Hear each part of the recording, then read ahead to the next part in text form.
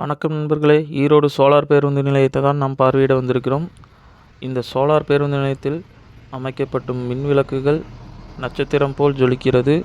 இதோ நாம் போகும் வேளையில் ஒரு பேருந்து பேருந்து நிலையத்திற்கு சென்று கொண்டிருக்கிறது. இதைத் தொடர்ந்து நாம் உள்ளே எப்படி இருக்கிறது என பார்வையிடலாம். வாங்க போகலாம்.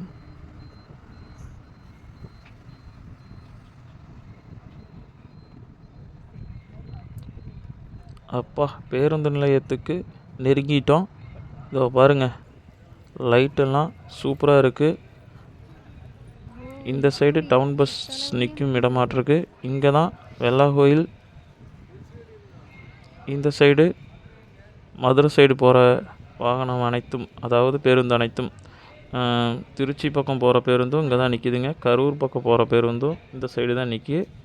ராமேஸ்வரம் வரைக்கும் போகிற பேருந்து அனைத்தும் இங்கே சைடு தான் நின்றுக்கிட்டு இருக்குங்க. இப்போ இந்த திருச்சி கரூர் போகிற பக்கம் ஒரு ஆவின் பாலகம் ஒன்று அமைந்திருக்குதுங்க.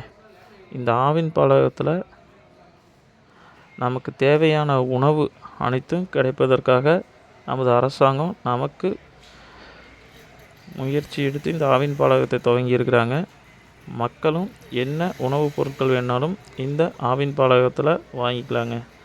இந்த பஸ் ஸ்டாண்ட்லேயே ஒரே ஒரு ஆவின் பாலகம் தான் இருக்குது. அதை மக்கள் அனைவரும் பயன்படுத்திக்கிங்க. வேறு வழியே கிடையாதுங்க. இந்த ஆவின் பாலகத்தில் தான் நமக்கு தேவையான பொருட்கள். சோலார் பேருந்து நிலையத்திலிருந்து மத்திய பேருந்து நிலையத்துக்கு செல்வதற்கு டவுன் பஸ் ஃபெசிலிட்டி இருக்குதுங்க. இதாவது இந்த சைடு போகிற அனைத்து பஸ்ஸுமே இந்த வழியாக தாங்க போகுது. அப்புறம் ஆட்டோ ஃபெசிலிட்டி இருக்குதுங்க. 24 மணி நேரம் இந்த ஆட்டோ ஃபெசிலிட்டி இருக்குதுன்னு ஆட்டோ ஓட்டுநர் நமக்கு சொல்லியிருக்காங்க. அதனால் நம்ம சோலார் பேருந்து நிலையத்தை எந்நேரம் வேணாலும் வந்து அவங்க வீட்டுக்கு செல்வதற்கு அனைத்து ஃபெசிலிட்டியும் இருக்குதுங்க. வாங்க நம்ம சோலார் பேருந்து நிலையத்தை சுற்றி பார்க்கலாம். எந்த பயமின்றி நாம் நள்ளிரவு முதல் வீட்டுக்கு செல்லலாம். வணக்கம்.